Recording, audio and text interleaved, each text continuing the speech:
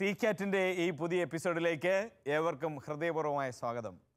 കത്തോലിക്ക സഭയുടെ വിശ്വാസത്തിൻ്റെ അടിസ്ഥാന ഗ്രന്ഥമായ സാർവത്രിക മതബോധന ഗ്രന്ഥം വളരെ ആഴത്തിൽ പഠിക്കുന്നതിനുള്ള, ചർച്ച ചെയ്യുന്നതിനുള്ള, സംശയങ്ങൾ പരിഹരിക്കുന്നതിനുള്ള ഷാലോൻ രവിയുടെ ഒരു പഠന ശിബിരമാണ് സി-കാറ്റ്.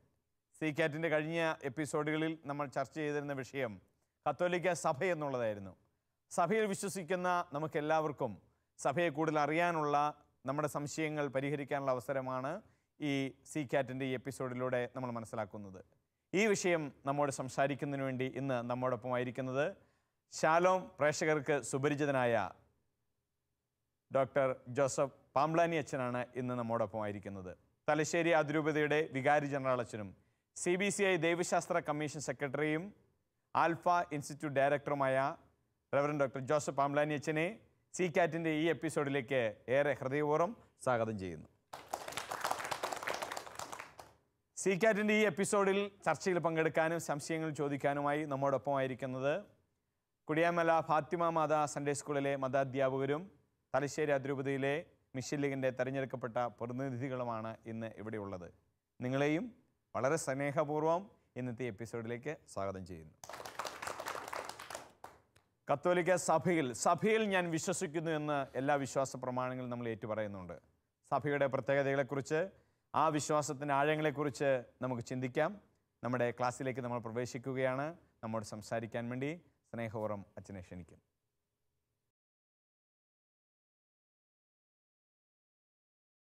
ദിനേഷ് സാറാണ് ചോദിക്കുന്നത്. സാർ ചോദിക്കൂ.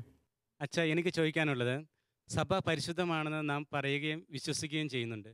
പക്ഷേ നമ്മൾ അടുത്ത കാലത്തായി ഒത്തിരി തിന്മകൾ നമ്മുടെ സഭയ്ക്കുള്ളിൽ കടന്നു വരുന്നുണ്ട്. എന്തുകൊണ്ടാണ് ഇങ്ങനെ സംഭവിക്കുന്നത്? മനുഷ്യനിലെ പാപാസക്തി, തിന്മയുടെ ദുരാത്മാവിൻ്റെ പ്രേരണ അതുകൊണ്ട് സംഭവിക്കുന്ന. സാറിന് ഒരു ചോദ്യം കൂടെ ഉണ്ട്. അതോട് കണക്ട് ചെയ്ത ഒരു ചോദ്യം കൂടെ ചോദിച്ചോളൂ. അതായത് ഇതാണ്, പന്തക്കുസ്തായാലും അതുപോലെ തന്നെ രൂക്ഷമായ മതമർദ്ദനം ഉണ്ടായ സാഹചര്യത്തിലും കത്തോലിക്ക സഭ തഴച്ചു വളർന്നതായിട്ടാണ് ചരിത്രം തന്നെ സാക്ഷിക്കുന്നു. എന്നാൽ ഇന്ന് പ്രസ്ഥാനങ്ങളും ദേവാലയങ്ങളും ക്രമാതീതമായി വർദ്ധിച്ചിട്ടും എന്തുകൊണ്ട് വിശ്വാസികൾ കുറഞ്ഞു പോകുന്നു, പലയിടങ്ങളിലും വിശ്വാസികൾ ഇല്ലാതെ പോകുന്നു? അത് മിഷൻ ലീഗിൻ്റെ അതിരൂപത പ്രസിഡന്റ് എന്ന നിലയിൽ അത് വിശദീകരിക്കാൻ ബേബി സാറിന് ഉത്തരവാദിത്വമുണ്ട്. എല്ലാ പഴി എൻ്റെ മേൽ വെച്ചിട്ട് കാര്യമില്ല. അതായത് ശരിയാണ്, ഈ രണ്ട് സാറുമാരും ചോദിച്ചത് പരസ്പര ബന്ധമുള്ള ചോദ്യങ്ങൾ തന്നെയാണ്. അതായത് സഭ പരിശുദ്ധമാണ് എന്ന് പറയുമ്പോൾ തന്നെ സഭയിൽ ഈ തിന്മകൾ എങ്ങനെ വരുന്നു? അതിൻ്റെ വിശദീകരണം ഞാൻ ആരംഭത്തിലേ പറഞ്ഞായിരുന്നു. സഭയുടെ അദൃശ്യതലത്തിൽ സഭ പരിശുദ്ധമാണ്. കാരണം എന്താണ്? ഈശോ മിശിഹായാണ് അതിൻ്റെ തലവൻ. അപ്പസ്തോലന്മാരും പരിശുദ്ധ കന്യകാമറിയവുമാണ് അതിൻ്റെ തൊട്ടടുത്ത തലങ്ങളിൽ നിൽക്കുക. അതുപോലെ വിശുദ്ധർ, സ്വർഗവാസികൾ, മാലാഖമാർ, സഭയുടെ കൂദാശകൾ, വരപ്രസാദത്തിൻ്റെ ആ വലിയ നീരൊഴുക്കാണ് ഈ അദൃശ്യതലം. ദൃശ്യതലം എന്ന് പറഞ്ഞാൽ ആരൊക്കെയാണ്? നമ്മളൊക്കെ തന്നെയാണ്, അല്ലേ? ഈ മിഷൻ ലീഗുകാർ, മതാധ്യാപകർ, പള്ളിയിലച്ചന്മാർ, അതുപോലെ കുറേ വിശ്വാസികൾ, നമ്മളൊക്കെ പറ്റുന്ന ഉപദ്രവം നമ്മളെ കൊണ്ട് പറ്റുന്നത് സഭയ്ക്കെതിരെ ചെയ്യുന്നുണ്ട്, അല്ലേ? കിട്ടുന്ന അവസരത്തിലെല്ലാവരും നമ്മൾ സഭയെ കുറ്റം പറയും. യെസ്, ഈ അടുത്ത കാലത്ത് സാറ് പറഞ്ഞതുപോലെ വൈദികരുമായി ബന്ധപ്പെട്ട ഒത്തിരി വിഷയങ്ങൾ ചർച്ചാവിധേയമാവുകയുണ്ട്. ഇതെല്ലാം സൂചിപ്പിക്കുന്നത് സഭ പരിശുദ്ധമാണോ എന്ന ചോദ്യത്തിനെതിരായ വലിയ എതിർസാക്ഷ്യങ്ങളായിട്ടാണ് വ്യാഖ്യാനിക്കപ്പെട്ടത്. സത്യമാണ്, സഭയുടെ അദൃശ്യതലം തലത്തോട് ബന്ധപ്പെട്ടതാണ്. എന്നാൽ ഇന്ന് സഭയുടെ ദൃശ്യതലത്തിന് ഒരുപാട് ഇടിവ് സംഭവിച്ചു. അദൃശ്യതലത്തിൽ നിന്ന് ഇത് ഒരുപാട് അകന്നുപോയി, അല്ലേ? വാസ്തവത്തിൽ ആ ഒരു അപകടത്തെ നമ്മൾ തിരിച്ചറിയണം. പക്ഷെ അപ്പോഴും നമ്മൾ ഭയപ്പെടേണ്ടതില്ല. കാരണം എന്താ? ഈ സഭയുടെ അടിസ്ഥാനങ്ങൾ രൂപീകരിക്കപ്പെട്ടത് എവിടെയാണ്? ഈശോയിലാണ്. ഈശോയാകുന്ന അടിത്തറമേലാണ് ഈ സഭയ്ക്ക് രൂപം കൊടുത്തിരിക്കുന്നത്. ഈശോയുടെ അപ്പസ്തോലന്മാരാണ് ഇതിൻ്റെ അടിസ്ഥാന ശിലകളായി വർത്തിക്കും. ഈശോ അതിൻ്റെ മൂലക്കല്ലാണ്. ഇനി ഇത് ഈശോയുടെ ശരീരമാണ്, ഇതിൻ്റെ ശിരസ് ക്രിസ്തുവാണ്. അതുകൊണ്ട് ഏതെങ്കിലും ഒരു അച്ഛൻ വഴിതെറ്റി എന്ന് വിചാരിച്ച്, നിങ്ങളോട് പ്രസംഗം പറയുന്ന ഞാൻ വഴിതെറ്റി എന്ന് വിചാരിച്ച് സഭയ്ക്കൊന്നും സംഭവിക്കുകയില്ല. സഭ സകല സൗഭാഗ്യങ്ങളും നന്മകളും നിറഞ്ഞ് മുടിചൂടി നിൽക്കുന്ന സഭയായി അപ്പോഴും നിലകൊള്ളും. കാരണം എന്താണ്? ഈ സഭയുടെ ശക്തി ഈശോ മിശിഹായും അവിടുത്തെ പരിശുദ്ധാത്മാവും പിതാവായ ദൈവവുമാണ്. അതുകൊണ്ട് തന്നെ ഈ സഭയിലെ തിന്മകൾ അത് തീർച്ചയായും ഒഴിവാക്കപ്പെടേണ്ടതാണ്. അതിനുവേണ്ടി ആത്മാർത്ഥമായി പരിശ്രമിക്കാൻ ഓരോ വിശ്വാസിക്കും ഉത്തരവാദിത്വമുണ്ട്. ഓരോരുത്തരും അവനവൻ്റെ വ്രതബദ്ധമായ ജീവിതം നയിക്കണം. ഒരു വൈദികൻ ആ വൈദികൻ്റെ വ്രതങ്ങളോട് പൂർണ്ണ വിശ്വസ്തത പുലർത്തി ജീവിക്കുമ്പോഴാണ് ആ വ്യക്തി സഭ പരിശുദ്ധമാണ് എന്ന സത്യം ജീവിക്കുക. കുടുംബജീവിതക്കാരായി നിങ്ങളുടെ ജീവിത പങ്കാളിയോടുള്ള വിശ്വസ്തത അവികലമായി സൂക്ഷിക്കുമ്പോഴാണ് നിങ്ങൾ സഭ പരിശുദ്ധമാണ് എന്ന സത്യത്തെ ജീവിക്കുക. മദ്യപാനികൾ മദ്യം ഉപേക്ഷിക്കുമ്പോഴാണ് സഭ പരിശുദ്ധമാണ് എന്ന സത്യത്തിന് ജീവനുണ്ടാവുക. അതുകൊണ്ട് തിന്മയോടുള്ള നമ്മുടെ ആസക്തികളാണ് പലപ്പോഴും ഇവിടെ അടിസ്ഥാനപരമായ പ്രശ്നമായി തീരുന്നത് എന്നോർക്കുക. ബേബി സാറ് ചോദിച്ച ചോദ്യത്തിൻ്റെ ഉത്തരവും ഇത് തന്നെയാണ്. പാപകരമായ വഴികളിലൂടെ നമ്മൾ സഞ്ചരിക്കുമ്പോൾ ഈ ദൃശ്യതലം അദൃശ്യതലത്തിൽ നിന്ന് അങ്ങ് അകന്നു പോകുമ്പോൾ, അതാണ് ഈ സ്ഥാപനവൽക്കരണം എന്നൊക്കെ പറയും. തീർച്ചയായും സ്ഥാപനങ്ങൾ നമുക്ക് ആവശ്യമാണ്.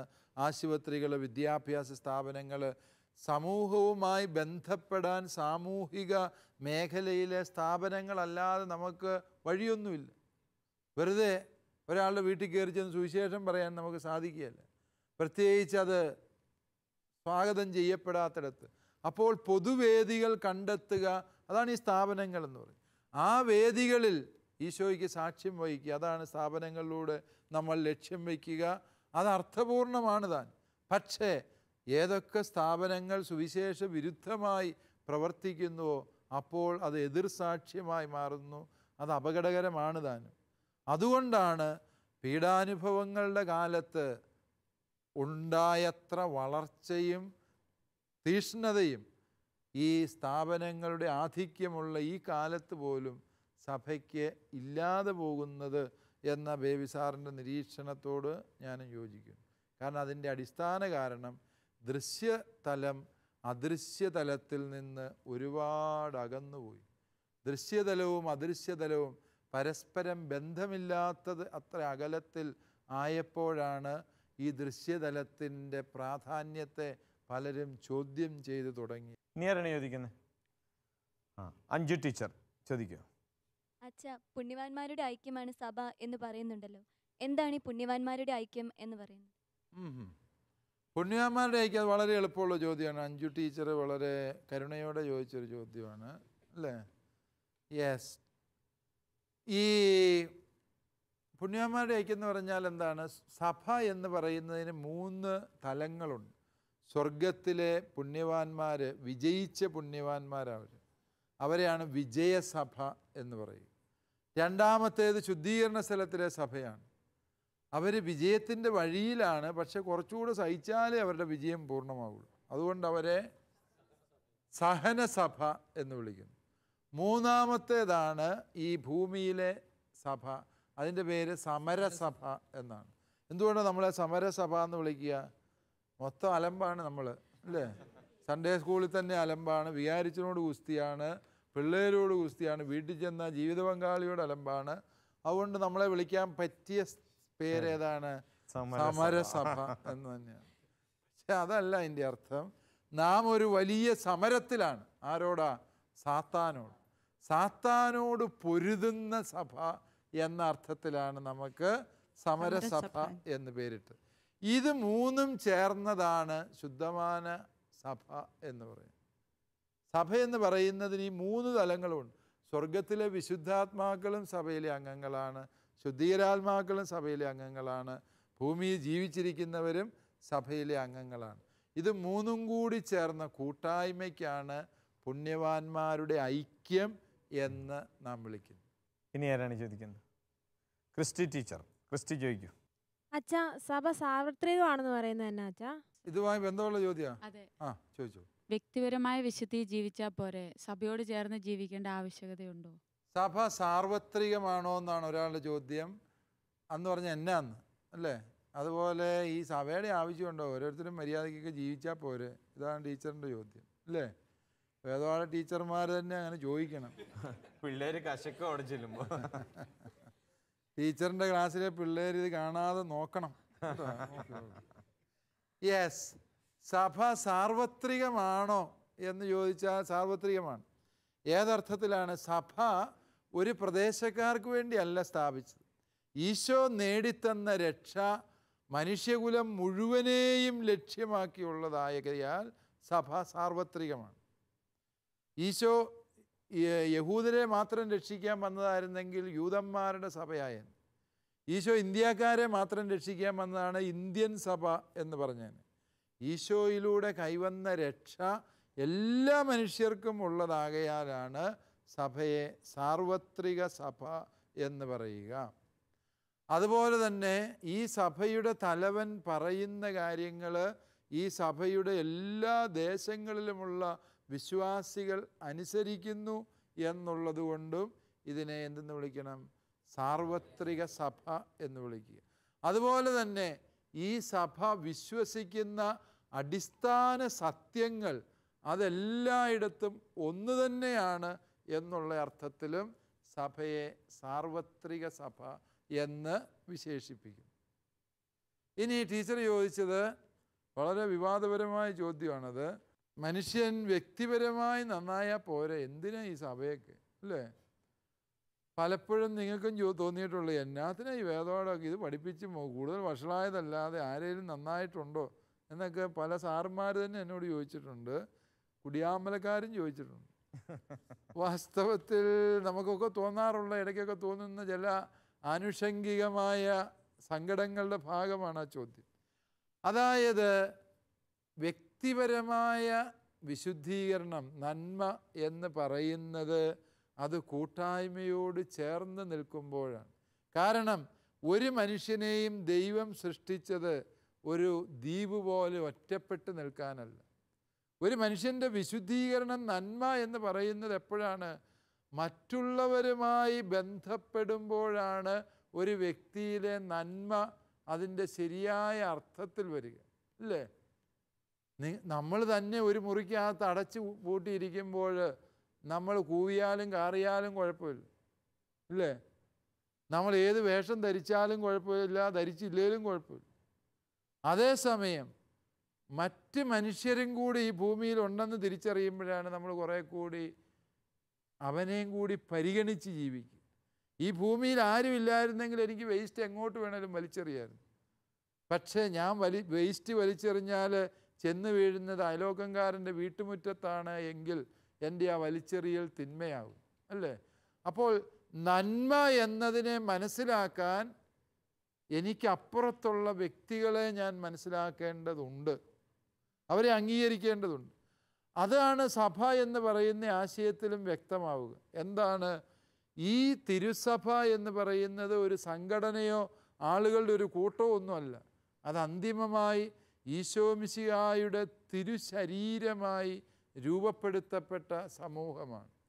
അതുകൊണ്ടാണ് പൗലോസ് അപ്പോസ്തലൻ പറയുന്നത്, കണ്ണ് മാത്രമേ ഉണ്ടായിരുന്നുള്ളെങ്കിൽ കണ്ണിന് ഉപയോഗമില്ലാത്തതാകുമായിരുന്നു അല്ലേ? ശരീരം എന്ന് പറഞ്ഞാൽ മൊത്തം ഒരൊറ്റ കണ്ണായിരുന്നു. കണ്ണിങ്ങനെ ഉരുണ്ടുരുണ്ട് പോവുകയാണ്. നിങ്ങളൊന്ന് ചിന്തിച്ചു, നമ്മുടെ ശരീരം മുഴുവൻ ഒറ്റ കണ്ണ്, ഒറ്റക്കണ്ണൻ എന്ന് പേരും നമുക്ക്. നമ്മൾ ഉരുണ്ടുരുണ്ട് പോകുന്നു. കണ്ണ് ഈ തൊട്ടാവാടിയെ കൊണ്ട് കഴിയുമ്പോഴത്തേക്കും കണ്ണ് പൊട്ടിപ്പോയി. ഒരു കുഞ്ഞ് ഇത് മതി, പ്രശ്നമായി. അതേസമയം ഈ കണ്ണ് അർത്ഥപൂർണമാകുന്ന എപ്പോഴാണ്? ഈ കണ്ണിൻ്റെ പുറകോട്ടുള്ള നാഡീവ്യൂഹങ്ങളെല്ലാം ശരിക്ക് പ്രവർത്തിക്കുമ്പോൾ. ചിലപ്പോൾ നമ്മുടെ തലമണ്ടയ്ക്കിട്ട് ഒരു അടി കിട്ടിക്കഴിഞ്ഞാൽ ചിലപ്പോൾ കണ്ണിൻ്റെ കാഴ്ച പോകും. കാരണം എന്നാ? ഈ കണ്ണിന് ഈ ശരീരത്തിൻ്റെ മുഴുവൻ ഭാഗങ്ങളുമായിട്ട് ബന്ധമുണ്ട്. ഒരു പല്ലെടുത്തതാണ്, ഏതോ വിവരം കുറഞ്ഞ ദന്ത ഡോക്ടർ പല്ലെടുത്തപ്പോൾ എനിക്കറിയാവുന്നൊരു മനുഷ്യനുണ്ട്. അയാൾ 8 കൊല്ലമായിട്ട് തളർന്നു കിടക്കും, ബോധമില്ലാത്തത് ഡോക്ടർക്കായിരുന്നു. അയാൾ പല്ലെടുത്തപ്പോഴത്തേക്കും മനുഷ്യൻ ബോധമില്ലാതെ തളർന്നു കിടക്കും. കാര്യം ഒരു ഇവിടുത്തെ ഒരു കോമ്പല്ലെടുത്തതാണ്. അത് എന്തോ പ്രശ്നം സംഭവിച്ചു, പല്ലാണ് എടുത്തത്. പക്ഷേ മനുഷ്യൻ്റെ ബോധവും പോയി. അയാൾ ഇങ്ങനെ ബോധരഹിതനായി വെജിറ്റേറ്റീവ് സ്റ്റേറ്റിൽ കിടക്കുക. അതായത് ഈ പല്ലിന് പോലും നമ്മുടെ ശരീരത്തിൻ്റെ മുഴുവൻ നാഡീവ്യൂഹങ്ങളുമായിട്ട് ബന്ധമുണ്ടെന്ന് അതിൻ്റെ അർത്ഥം, അല്ലേ? എന്ന് പറയുന്ന അതാണ് പൗലോസ്ലീഹയുടെ ശരീരം ഇമേജറി. ഞാനെന്ന ഒരൊറ്റപ്പെട്ട വ്യക്തിക്ക് തന്നെ പൂർണ്ണതയുണ്ടായിരുന്നു എങ്കിൽ പൗലോസ് പറഞ്ഞ പോലെ കണ്ണ് മാത്രം മതിയായിരുന്നു, അല്ലെങ്കിൽ വയറ് മാത്രമേ ഉള്ളൂ എന്ന് വിചാരിക്കും. ഒരു ശരീരത്തിന് വയറ് മാത്രമേ ഉള്ളൂ, അല്ലേ? നിങ്ങളെല്ലാവരും എൻ്റെ വയറിലോട്ട് സൂക്ഷിച്ച് നോക്കേണ്ട കാര്യമില്ല. എനിക്കൊരല്പം വയറുണ്ട് എന്ന് ഞാൻ സമ്മതിക്കുന്നു. പക്ഷേ വയറ് മാത്രമേ ശരീരത്തിന് ഉണ്ടായിരുന്നുള്ളൂ എങ്കിൽ അതൊരു വൃത്തികേടാണ്. എന്നാൽ വയറ് വേണം, വയറ് മാത്രം പോരതാൻ. വയറിലേക്ക് ഭക്ഷണം ചെന്നത് ദഹിപ്പിച്ച് ശരീരത്തെ അതിന് രക്തം എത്തിച്ചു കൊടുക്കാൻ എന്ത് വേണം? ഹൃദയം വേണം. ശ്വാസം എത്തിക്കാൻ ശ്വാസകോശങ്ങൾ വേണം. അത് ശരീരത്തിൻ്റെ എല്ലാ ഭാഗത്തും എത്തിക്കാൻ ശിരാവ്യൂഹങ്ങൾ വേണം. ഇവയെല്ലാം കൂടി ചേരുമ്പോഴാണ് ഈ ശരീരമെന്ന സത്യം പൂർണ്ണമാകും. ഇതുതന്നെയാണ് സഭയെ സംബന്ധിച്ചുള്ളത്. ഒറ്റയ്ക്ക് ജീവിച്ചോളാം എന്ന് പറയുന്നവർ എന്താണ്? ശരീരം ഒരു കണ്ണ് മാത്രം മതി എന്ന് പറയുന്നതിന് തുല്യമായ മണ്ടത്തരം പറയുന്നവരാണ്. ഒറ്റയ്ക്ക് ആർക്കും ജീവിക്കാനാവില്ല. ഒറ്റയ്ക്കുള്ള ജീവിതം അർത്ഥമില്ലാത്ത ജീവിതമാണ്. ദൈവം ഒരുക്കിയ ഈ വിളിച്ചു കൂട്ടപ്പെട്ടവരുടെ സമൂഹത്തിനുള്ളിലാണ് ഓരോ വ്യക്തിയും ജീവിച്ച് തൻ്റെ ജീവിതത്തിൻ്റെ സാക്ഷാത്കാരം കണ്ടെത്തേണ്ടത് എന്ന് നാം തിരിച്ചറിയും. താങ്ക് യു അച്ഛാ. ഇനി ആരാണ് ചോദിക്കുന്നത്? സോജൻ സാർ ചോദിച്ചോളൂ. യേശുവിൻ്റെ മഹത്വപൂർണമായ പ്രത്യാഗമനത്തിൽ മാത്രമേ സഭ അതിൻ്റെ പൂർണ്ണത നേടുകയുള്ളൂ. ഈ ഒരു ആശയത്തിൻ്റെ അർത്ഥം എന്താണ്? അർത്ഥം എന്താണ്? ആൽവിൻ സാറിന് ചോദ്യമുണ്ട്. ഈ സഭയുമായി ഭിന്നിച്ചു നിൽക്കുന്ന പല പല വേറെ സഭകൾ തമ്മിൽ യോജിക്കുവാൻ വല്ല സാധ്യതയുണ്ടോ? കറണ്ട് ഇഷ്യൂ ആണ് പറയുന്നത്. വല്ല ഇവിടെ നടക്കുമോ? ഈ ക്ലാസ് കേട്ടിട്ട് അനുരഞ്ജനം സാധിക്കുമോ എന്നാണ് ആൽവിൻ്റെ ഒരു ചോദ്യം ഇരിക്കുന്നത്. യെസ്, അതായത് ഇവർ രണ്ടുപേരും ചോദിച്ചത് ഭാവിയിൽ വല്ല ഗുണമുണ്ടാവുമോ എന്നുള്ള അർത്ഥത്തിലാണ്. സഭ പൂർണ്ണത കൈവരിക്കുന്നത് ഈശോമിശിഹായുടെ രണ്ടാം വരവിലാണ് എന്ന് സോജൻ സാറ് പറഞ്ഞത് ശരിയാണ്. കാരണം എന്താ? ഈ സഭയ്ക്ക് ഒരു പൂർത്തിയായിക്കഴിഞ്ഞ ഒരു മാനമുണ്ട്, ഇനിയും പൂർത്തീകരിക്കാനുള്ളൊരു മാനമുണ്ട്. അതിനെയാണ് ഓൾറെഡി ആൻഡ് നോട്ട് യെറ്റ് എന്ന് ദൈവശാസ്ത്രം പറയുക. അതായത് ഈ സഭയിൽ പൂർത്തിയായ ഒരു മാനമുണ്ട്. ഈശോ തൻ്റെ രക്ഷാകര ദൗത്യം പൂർത്തിയാക്കി. ആ രക്ഷാകര ദൗത്യം ഓരോ മനുഷ്യ വ്യക്തിയുടെയും ജീവിതത്തിൽ പൂർത്തീകരിക്കപ്പെടേണ്ടതുണ്ട്. അതാണ് പൂർത്തീകരിക്കപ്പെടാനുള്ള ദൗത്യം. അത് പൂർണ്ണമാകുന്ന എപ്പോഴാണ്? യുഗാന്ത്യത്തിൽ, ഈശോയുടെ രണ്ടാം വരവിലാണ്. അപ്പോൾ ഈശോയുടെ രണ്ടാം വരവിലാണ് സഭ എല്ലാ അർത്ഥത്തിലും അതിൻ്റെ പൂർണ്ണതയിലെത്തുന്നത് എന്ന് പറയുന്നത് ശരിയാണ്. സാറ് ചോദിക്കുന്നത് ഈ ഭിന്നിച്ച് നിൽക്കുന്ന സഭകൾ ഇതുങ്ങൾ തമ്മിൽ എന്തെങ്കിലും ഐക്യത്തിലാകുമോ എന്ന് ചോദിച്ചാൽ അത് ആയാൽ മാത്രം പറയാം എന്നാണ് എൻ്റെ ഒരു അഭിപ്രായം. കാരണം ഇപ്പോഴത്തെ സാഹചര്യം നോക്കിയാൽ വലിയ വ്യത്യാസമൊന്നും ഇല്ലേ പോലും എല്ലാവർക്കും അവരുടെ അധികാരവും പദവിയും നിലപാടുകളുമൊക്കെ നിർബന്ധ ബുദ്ധി ആയതുകൊണ്ട് ഐക്യപ്പെടാനുള്ള വാതിലുകളേക്കാൾ ഉപരി അകലം സൂക്ഷിക്കാനുള്ള വഴികളെക്കുറിച്ചാണ് പലപ്പോഴും ചിന്ത. സഭയിൽ എക്യൂമെനിസത്തിൻ്റെ, സഭാ കൂട്ടായ്മയ്ക്ക് പറയുന്ന പേരാണ് എക്യൂമെനിസം. എക്യുമെനിസം എന്ന് പറഞ്ഞ വാക്കുണ്ടാകുന്നത് ഒയ്ക്യൂമനെ എന്നുള്ള വാക്കിൽ നിന്ന്, എക്കണോമിക്സ് എന്നുള്ള വാക്കൊക്കെ അവിടെ നിന്നാണ് വന്നത്. അതിൻ്റെ പദത്തിൻ്റെ ഒറിജിനൽ ഉത്ഭവം ഓയിക്കോസ് എന്നാണ്, എന്ന് പറഞ്ഞാൽ ഭവനം. അതായത് ഒരു വീടാണ് നമ്മൾ എന്ന ചിന്ത എല്ലാവർക്കും വേണം. വീട്ടിൻ്റെ ഇപ്പം താമസിക്കുന്നവർക്കും വേണം, വീട്ടിൽ നിന്ന് പിണങ്ങിപ്പോയവർക്കും വേണം. രണ്ടു കൂട്ടരും ഒരുപോലെ തെറ്റുകൾ മനസ്സിലാക്കാനും തിരുത്താനും പരസ്പരം അടുക്കാനും ഉള്ള സന്നദ്ധത കാണിക്കണം. അങ്ങനെ വരുമ്പോൾ കൂട്ടായ്മയുടെ വലിയ സ്വപ്നം സാക്ഷാത്കരിക്കും. ഈ സഭ സ്ഥാപിച്ചത് ഈശോ മിശിഹ ആയതുകൊണ്ടും ഈശോ ഇതിനെ ഏകമായിട്ടാണ് സ്ഥാപിച്ചത് എന്നതുകൊണ്ടും ഏകത്വത്തിൻ്റെ ആത്മാവായ പരിശുദ്ധാരൂപിയാണ് ഈ സഭയെ നയിക്കുന്നത് എന്നതുകൊണ്ടും ഈ വിവിധ സഭകൾ തമ്മിലുള്ള കൂട്ടായ്മ യുഗാന്ത്യത്തിന് മുൻപെങ്കിലും സംഭവിക്കും എന്ന് നമുക്ക് ഉറച്ച് വിശ്വസിക്കാം. ഒട്ടേറെ സംശയങ്ങൾ ഇതിനോടകം തന്നെ ചോദിച്ചു കഴിഞ്ഞു. പഠിക്കും തോറും അല്ലെങ്കിൽ ചിന്തിക്കും തോറും കൂടുതൽ അറിയാൻ, സഭയെക്കുറിച്ച് അറിയാൻ നമുക്ക് ആഗ്രഹം ഉണ്ടാവും അല്ലേ? നമ്മുടെ സ്വന്തമായ നമ്മൾ ജീവിക്കുന്ന നമ്മുടെ ഭവനം, കുടുംബം, ജീവിതമാകുന്ന ഈ സഭയെ കൂടുതൽ അറിയും തോറും നമുക്കതിനെ സ്നേഹിക്കാൻ കഴിയും, സ്നേഹിക്കുന്നതിനെ നമുക്ക് പ്രഘോഷിക്കാൻ കഴിയും എന്ന് പറയാറുണ്ട്. തീർച്ചയായും അധ്യാപകരെന്നിൽ നിങ്ങൾ ഇന്ന് കൂടുതൽ കാര്യങ്ങൾ ഇന്ന് ചോദിക്കുകയും അറിയുകയും ചെയ്തപ്പോൾ നാളെ അടുത്ത ദിവസം സൺഡേ സ്കൂളിൽ ചെല്ലുമ്പോൾ കൂടുതൽ നന്നായി കുട്ടികൾക്ക് ഇത് പറഞ്ഞു കൊടുക്കാനും സാധിക്കും. നമ്മുടെ ഈ എപ്പിസോഡിൻ്റെ സമയം ഏറെക്കുറെ അവസാനിച്ചതിനാൽ കൂടുതൽ സംശയങ്ങളുമായി നമുക്ക് അടുത്ത എപ്പിസോഡിൽ വീണ്ടും കാണാം. അതുവരെയും ഇന്ന് നമ്മുടെ ഈ എപ്പിസോഡിൽ നമ്മുടെ എല്ലാ സംശയങ്ങൾക്കും കൃത്യമായി ഉത്തരം നൽകി നമ്മളെ തൃപ്തരാക്കിയ ബഹുമാനപ്പെട്ട പാമ്പ്ലാനി അച്ഛനോടും ഈ ചർച്ചയിൽ പങ്കെടുത്ത കുടിയാൻമല സൺഡേ സ്കൂളിലെ അധ്യാപകരായ നിങ്ങളോടും മിഷൻ ലീഗിൻ്റെ പ്രിയപ്പെട്ട പ്രതിനിധികളോടും ഉള്ള ഹൃദയം നിറഞ്ഞ നന്ദി സ്നേഹപൂർവ്വം അറിയിക്കുന്നു.